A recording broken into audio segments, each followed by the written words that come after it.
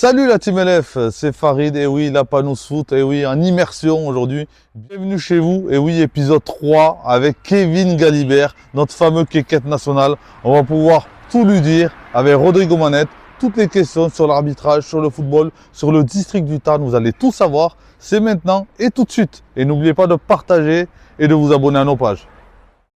Amis du soir, bonsoir. Nous voici aujourd'hui à Marsac pour interviewer Kevin Galibert. Bonjour Kevin, comment vas-tu? Salut Rodrigue, ça va et toi? Ben ça va, nickel. Heureux de t'avoir parmi nous. On a fait une joueuse, on a fait un dirigeant, il manquait un arbitre, donc nous voilà. Est-ce que tout d'abord, pour ceux qui te connaîtraient pas, tu pourrais te présenter brièvement? Tout d'abord, je voulais remercier l'émission La Panos Foot pour cette parole qui m'est donnée. Moi je m'appelle Kevin Galibert, j'ai 36 ans. Donc je suis arbitre en activité au niveau régional 1. Donc c'est ma 20e saison. Ça fait 10 ans que je suis en régional 1. Donc j'ai fait 2 ans en national 3 et donc là je suis revenu en R1 depuis 2 ans. Donc voilà, donc toute la partie régionale, toute la R1, voilà. Et ensuite de la R2 aussi, je vais faire de la R2, de la national 3 à la touche. Donc voilà. Pour commencer, on imagine qu'avant d'être arbitre, tu as dû être joueur. Comment tu t'es lancé dans le foot? Quels ont été tes débuts?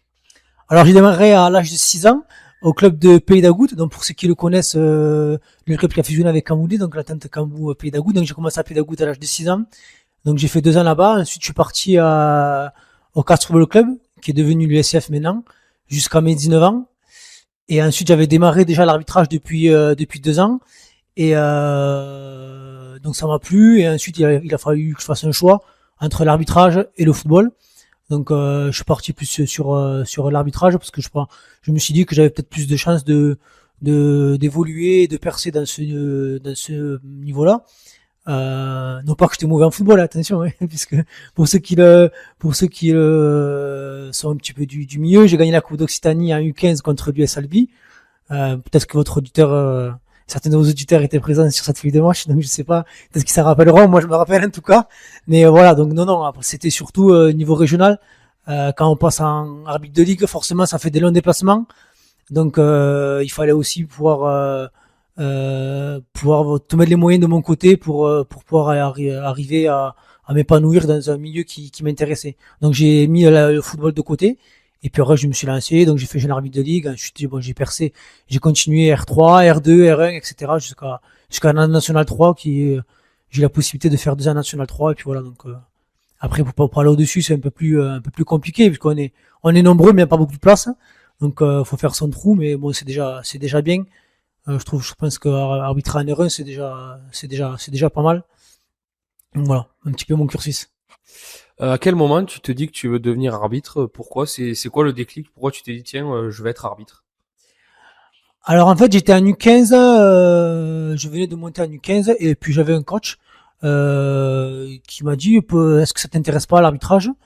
Donc sur le moment pas, j'ai mis un an à me décider et puis à la fin de l'année je me suis dit pourquoi pas essayer, puisque pour moi j'avais un petit peu fait le tour du sport co et je me suis dit pourquoi pas un petit peu me lancer dans un truc qui est nouveau pour moi. Donc j'ai commencé. Après bon, forcément quand on est jeune, quand on a joué au niveau régional, on a des facilités que ce soit physique ou la compréhension du football. Donc ça m'a permis de monter rapidement et donc du coup de me dire ok, j'ai quand même des chances, donc je dois continuer dans cette voie-là et laisser le football de côté. Mais de base en fait c'était pas forcément c'était pas une lubie pour moi, c'est venu au fur et à mesure quoi. Voilà. Qu'est-ce qui te plaît dans l'arbitrage? Ce qui me plaît aujourd'hui dans l'arbitrage, c'est de pouvoir être alors décisionnaire, mais sans forcément imposer ses choix.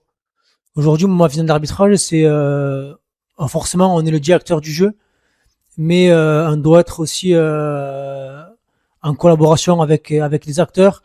Cet échange avec les clubs, avec les joueurs, ça c'est des choses qui me plaisent. Et puis aussi faire partager. Mais au final, c'est devenu une passion pour moi. Donc faire partager ça avec des jeunes, mais forcément comme aujourd'hui un petit peu comme on fait. Voilà, si je peux faire des vocations chez 2-3 jeunes, mais ce sera toujours ça de prix. Et voilà, donc c'est ça aussi ce qui m'intéresse et puis aussi être avec les collègues, surtout c'est intéressant parce que arbitrer aujourd'hui en R1, c'est une chance pour moi, parce qu'on est trois, donc on est jamais seul. Ah voilà, enfin on le voit maintenant, on a mis à disposition à tous les arbitres de R1 un kit oreillette, donc c'est des choses qui nous permettent d'évoluer, de se dire ok, on peut continuer à avancer, à progresser, etc. C'est pas donné à tout le monde. Ceux qui sont arbitres de district, comme certains de mes collègues, ils sont tout seuls, donc c'est plus compliqué pour eux. Moi, tous les week-ends, je prends du plaisir. On est trois, on a des matchs qui sont quand même assez intéressants, hein, avec un niveau de football qui est aussi intéressant. Donc voilà, ça permet de se sentir concerné, quoi. Le monde de l'arbitrage est un monde assez méconnu. Pour quelqu'un qui a envie de se lancer, comment on devient arbitre? Quelles sont les démarches à faire? Comment on monte en grade? Ça fait 20 ans que tu es là, donc tu as passé plusieurs steps pour en arriver là. Comment ça marche, le monde de l'arbitrage? Alors, le plus compliqué, effectivement, c'est de démarrer. Et on le voit aujourd'hui par rapport à l'arbitrage, on sait très bien qu'il manque toujours des arbitres. Le plus dur, c'est démarrer. Pourtant, de base, c'est le plus facile. Il suffit juste de dire qu'on veut être arbitre. Il y a des formations qui sont mises à disposition, qui sont faites par le district et par les ligues. Donc, c'est sur 3 jours. Et ensuite, à partir de là, chaque arbitre qui est reçu est entouré par un stagiaire, pardon, par un tuteur. Et donc sur 5-6 matchs, hein, suivant le profil de la personne, on peut accompagner un peu plus longtemps. Mais effectivement, le plus dur, c'est de démarrer. Puisqu'après, quand on a fait 2, 3, 4 ans, on a quand même un peu plus d'assurance. Et donc, c'est à partir de là qu'on commence à prendre du plaisir. Mais le plus dur, effectivement, c'est de se lancer. Et là où c'est que je pense que c'est important, c'est aussi l'entourage. L'entourage, chez les jeunes surtout, on s'aperçoit que beaucoup de jeunes arrêtent parce qu'il n'y a pas derrière, il n'y a pas de suivi. Les parents ne suivent pas forcément pour diverses raisons, hein, mais et c'est là qu'on perd beaucoup d'arbitres. Aujourd'hui, pour vous donner un exemple, sur une formation de 30 arbitres, 3 ans après, on en a perdu quasiment une vingtaine. Donc c'est le chiffre effectivement est très gros. Donc c'est à nous de réfléchir à comment faire pour pas perdre ces 20 arbitres-là qui ont démarré 2 ou 3 ans avant. Donc c'est des choses sur lesquelles on est hyper attentif et d'essayer de mettre des choses en place pour garder cet effectif-là, pour continuer à grossir le nombre d'arbitres. Ok. Moi, j'en ai parlé un petit peu avec des collègues à toi. Dans le monde de l'arbitrage, donc il y a un système de promotion-relégation. Comment on arrive en R1? À partir de combien de saisons on peut arriver en R1? Comment ça marche, les promotions, les relégations? C'est quoi le système? Donc, en fait, c'est le même principe que les équipes de football. Suivant la catégorie qu'on est, il y a un classement entre arbitres. Pour vous donner un exemple, nous, cette année, en R1, on est 18 arbitres dans ma catégorie. Et sur les 18 arbitres, à la fin, tous les arbitres sont observés par les 3 mêmes observateurs. Et chaque observateur fait son classement. Et à la fin de l'année, le classement de chaque observateur sont comparés et les 3 ou 4 derniers arbitres descendent de catégorie en R2. Inversement, ceux qui sont en R2, les premiers, eux, monteront en R1 et les derniers descendront en R3, comme il se fait sur un classement de compétition en R1, en R2, en R3. Voilà. Ensuite, les critères, c'est forcément, il y en a 4, hein, c'est le potentiel physique. Le second, c'est les compétences techniques et l'application des lois du jeu. Le troisième, c'est tout ce qui est gestion disciplinaire. Et le quatrième, c'est la personnalité de l'arbitre.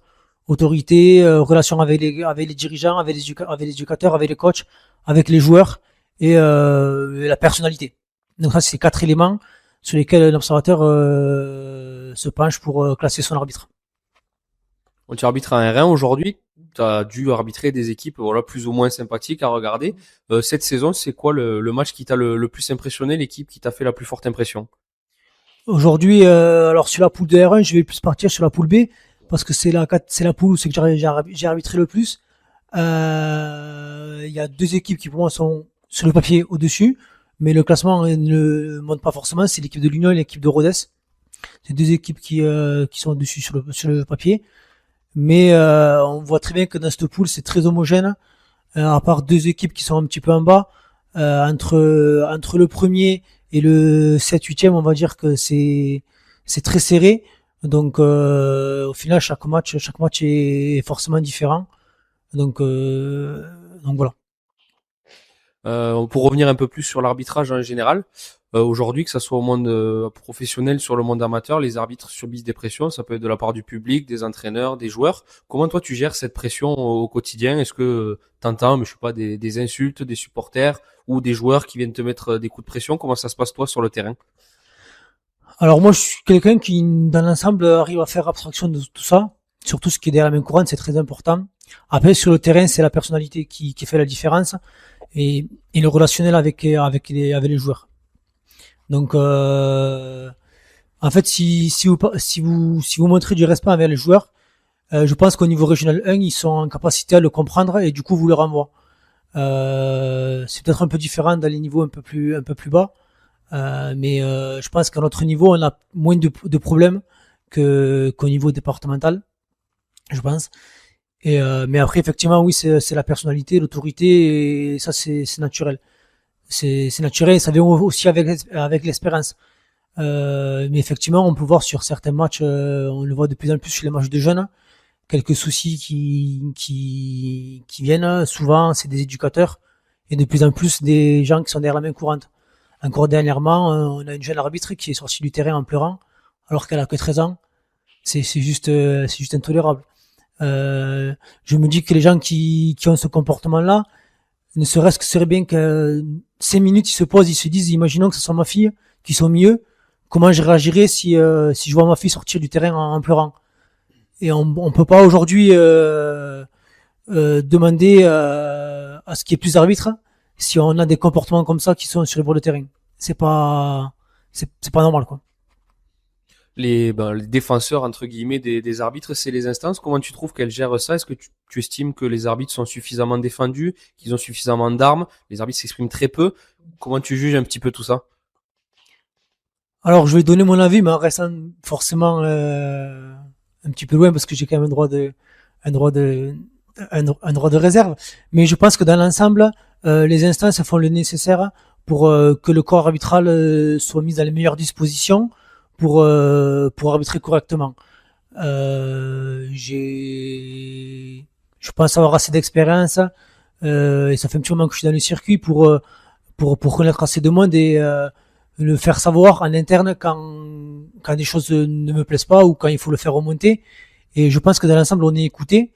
Et ça, je remercie les instances sur ce point-là, que je pense on est soutenu par rapport à ça. Après, forcément, il y a des décisions qui, des fois, peuvent ne pas être comprises ou ne pas nous convenir. Mais ça doit faire aussi partie ça doit faire aussi partie du jeu. Je suis bien placé pour le savoir. Des fois, je prends des décisions qui sont pas comprises par les joueurs. Et donc, moi aussi, des fois, il y a des décisions que je comprends pas. Mais il faut savoir respecter les décisions. Je ne peux pas demander à un joueur de respecter une décision si moi, quand une décision est prise, je la respecte pas.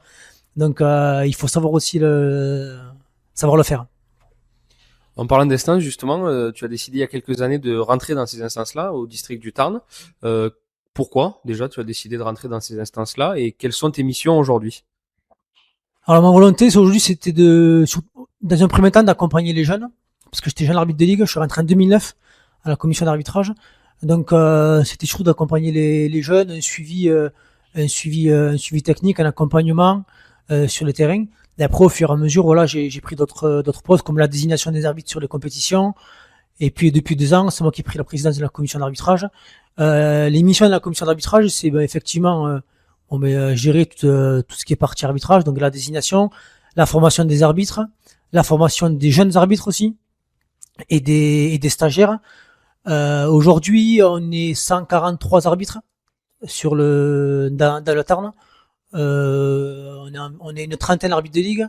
On est 75 arbitres de district, 75 arbitres de district, 30 stagiaires, et il y a 16 jeunes. Donc, ça fait pas beaucoup de jeunes. Et ça rejoint un petit peu le point que je disais tout à l'heure. C'est là le gros axe de travail sur lequel on doit travailler pour grossir ce chiffre-là, parce que c'est l'avenir. Et à 16 aujourd'hui, c'est pas assez. Donc, effectivement, et puis c'est aussi pour redonner un petit peu ce qui m'a été inculqué, tout toutes les valeurs d'arbitrage qui sont importantes à mes yeux, et donc de pouvoir les redonner autour de moi comme je le peux. Justement, oui, comme tu disais, on manque un peu d'arbitres. Quelles sont les actions que vous menez, vous, et que vous pourriez mener dans le futur pour attirer plus de jeunes à cette discipline qui, aujourd'hui, manque de bénévoles? Alors bon, comme chaque année, il y a des formations initiales à l'arbitrage, donc il y en a 2 par an. Il y en a une en octobre. Donc cette année, on a fait 28 candidats. Et sur la seconde partie, un petit peu moins, on en a fait 6. Donc ça, c'est la première mission. La deuxième mission qui va être mise en place, c'est le recrutement d'une conseillère technique en arbitrage. Donc ces missions seront de promouvoir l'arbitrage, de le fidéliser. Donc ça va se faire très rapidement là. C'est dans les tuyaux, donc c'est prévu. Donc sa mission sera de se rapprocher des clubs pour mettre en place des choses pour continuer à faire grossir le nombre d'arbitres. Donc ça, c'est une chose qui est très positive, parce que c'est quelque chose qu'on demande depuis un petit moment, d'avoir quelqu'un qui puisse consacrer entièrement son temps à l'arbitrage, et ça va être fait. Donc je pense que c'est quelque chose que même les clubs sont demandeurs de ça. Donc on a réussi à le faire, c'est très bien. Donc maintenant, il n'y a plus qu'à expérimenter. Ok. Au-delà de cette commission, tu es aussi membre du comité directeur du district. Quels sont les plus grands chantiers du district en ce moment, sur quoi vous travaillez? Alors l'un des chantiers, c'est effectivement ce poste de conseiller technique, donc ça va être mis en place. Le deuxième, il y avait un sujet sur les incivilités qui est bien entamé. Certes, il y a de grandes chances que l'année prochaine, même c'est dans les tuyaux, il y aura la mise en place du carton blanc sur toutes les compétitions des districts. Donc pour synthétiser un petit peu, le carton blanc, ça va être pour de sanctionner 10 minutes tout joueur qui a un mauvais comportement envers un arbitre. Donc il sera exclu 10 minutes, sortira du terrain 10 minutes, et ensuite il pourra y revenir 10 minutes après. La différence qu'il y a avec ceux qui sont dans le football tarné depuis un petit moment, à l'époque, le joueur revenait sur un carton blanc et il pouvait participer directement. Là, la modification qu'il y a par rapport à cette année, c'est que ce carton blanc fera office de carton jaune.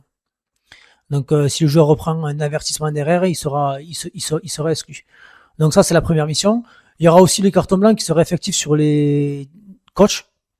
Donc un petit peu le but, c'est aussi de responsabiliser les coachs dans leur comportement, et pour ne pas mettre de la pression sur la rencontre. Donc tout dirigeant qui aura un mauvais comportement, tout coach qui aura un mauvais dirigeant, lui aussi sera exclu 10 minutes, et c'est son capitaine qui sortira 10 minutes. Donc ça, c'est un projet qui est en cours et qui sera effectif la saison prochaine, et qui sera aussi présenté au club certainement avant mise en place. Et c'est pas le but, c'est pas d'imposer.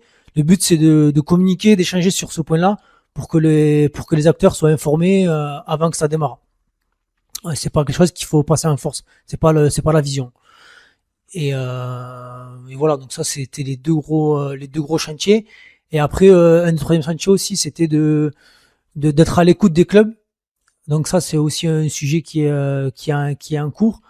Donc il y a des sondages qui sont faits dans des clubs sur différents sujets. On sait très bien qu'il y a un sujet en ce moment qui est très compliqué, c'est la gestion des compétitions, les calendriers, etc.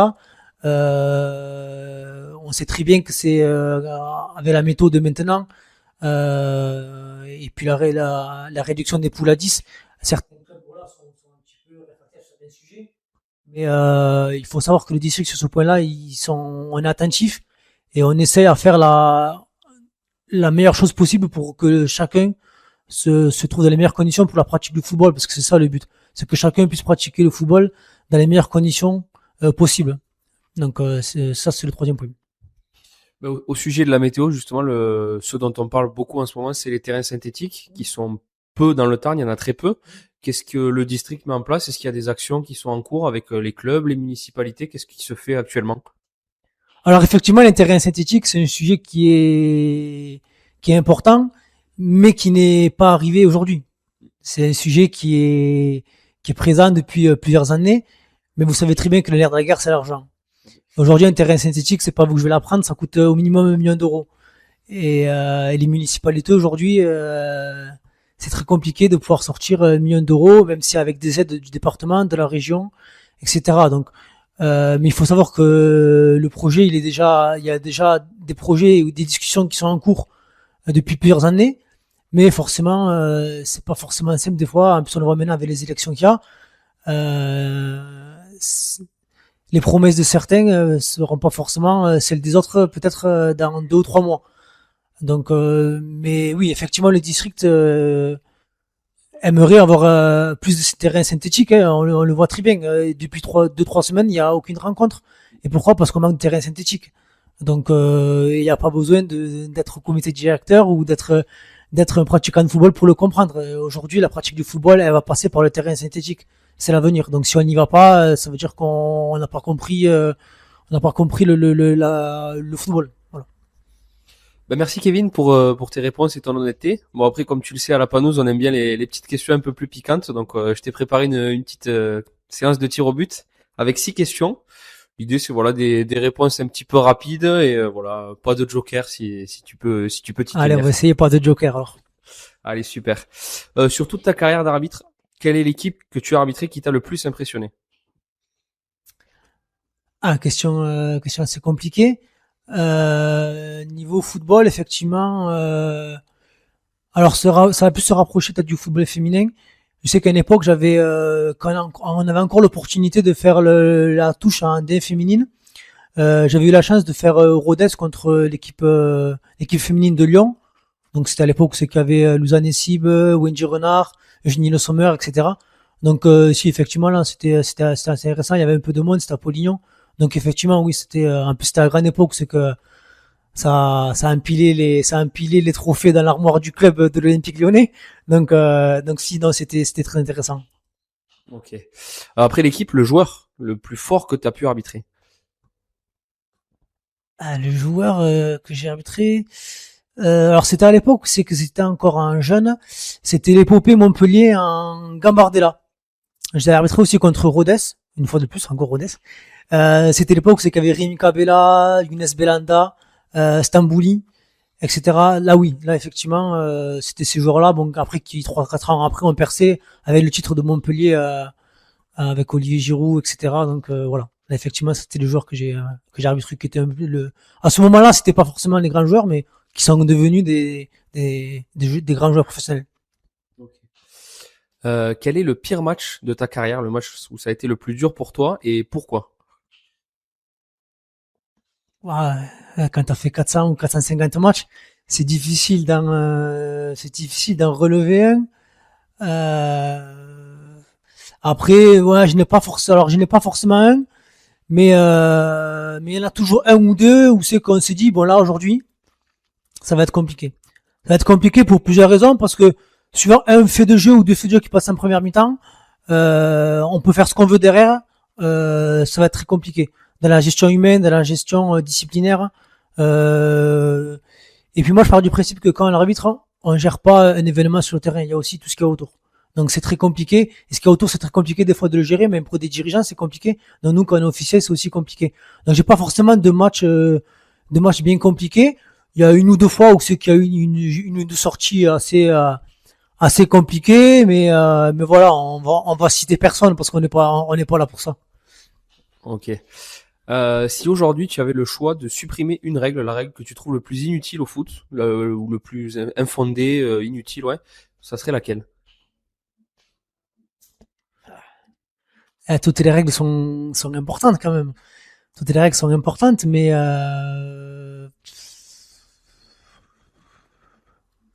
non, le hors-jeu on peut pas le supprimer parce que le hors-jeu c'est quand même la base du football. On peut pas le supprimer, mais je dirais c'est une très bonne question. C'est une très bonne question. Je crois que je vais devoir utiliser peut-être mon joker, mais non, allez, je vais me mouiller. Je dirais le carton jaune. Or, ce qui va être mis en place, c'est le carton jaune pour contestation et aussi le carton jaune pour des fautes qu'on appelle, pour ceux qui connaissent un petit peu les fautes intelligentes. Ça, c'est des choses qui me dérangent, puisque en fait, l'arbitre est impuissant sur ce fait de jeu-là. Il peut ne seulement mettre qu'un carton jaune, et en fait, le fautif est gagnant. Moi, je pousserai le carton blanc sur ce fait de jeu-là. Pour ceux qui, ça rappelle un petit peu des fautes à la Verratti, des gros tirages de maillot, alors qu'une grosse action, l'arbitre, la seule chose qu'il peut faire, c'est mettre un carton jaune, alors que dans l'esprit, ce serait bien que le joueur sorte 10 minutes. Ça éviterait que ce joueur-là peut-être fasse la faute. Donc si j'en supprimerais une, effectivement, c'est le simple carton jaune sur une faute qu'on appelle intelligente, disintelligente, et je basculerai sur une sanction de 10 minutes. Ok, bah t'as un petit peu avancé sur la question d'après. Si tu pouvais rajouter une règle, justement, tu te dis là, ça serait important que les arbitres ils puissent faire ça, ils puissent sanctionner ça. Qu'est-ce que ça serait? Alors c'est très intéressant et il y en a une qui m'a alerté dernièrement. J'avais déjà une idée sur ça et les événements de ces dernières semaines, de ces derniers jours plutôt, ouais, m'ont fait passer à ça. C'est tout joueur qui ont des comportements ou des propos qui n'ont rien à faire sur un terrain de football. Par exemple, mettre sa main devant la bouche pour pas que l'adversaire comprenne ou que l'arbitre comprenne, ou mettre son maillot, ou parler dans une langue pour que l'arbitre ou l'adversaire ne comprenne pas. Tous ces genres de comportements, pour moi, il faudrait essayer de les bannir. Ça éviterait tout ce qu'on a vu dernièrement avec l'affaire du Real Madrid au Benfica, etc. Donc, toutes ces choses-là, je pense qu'il faudra avancer. Une sanction temporaire, une sanction définitive, même, on pourrait aller jusqu'à la sanction définitive, hein, suivant les propos, suivant les gestes. Mais tout ce qui est fait pour que l'arbitre ne comprenne pas, ou qui peut mettre en difficulté un joueur, pas raciste, hein, j'irai jusqu'au bout, j'irai jusqu'à l'exclusion. Ok, et la dernière, elle va te faire sourire. Est-ce que Kevin Galibert est le meilleur arbitre tarné en activité aujourd'hui?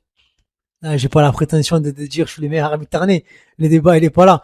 Moi, je suis là pour arbitrer les matchs, pour me faire plaisir. Il y a pas de meilleur arbitre plus qu'un autre. Chacun doit arbitrer avec ses qualités, avec ses défauts. Comme un joueur, il joue avec ses qualités, ses défauts. Moi, j'ai des qualités, j'ai mes défauts. Donc, j'essaie un petit peu axer sur mes qualités pour que mes défauts ne se voient pas. J'en ai, mais je vais pas les dire, sinon c'est pas marrant. Mais non, je suis loin d'être le meilleur arbitre tarné, ou j'ai pas la prétention en tout cas de le dire. Je suis pas là pour je suis pas là pour dire je suis meilleur arbitre tarné. Non, pas du tout. Ben super, merci beaucoup Kevin. On va te souhaiter un bon match parce qu'on est à quelques heures là maintenant de la rencontre à MTF Rodez 2 que tu vas arbitrer. Donc bon match et à bientôt. Merci à vous. À très vite.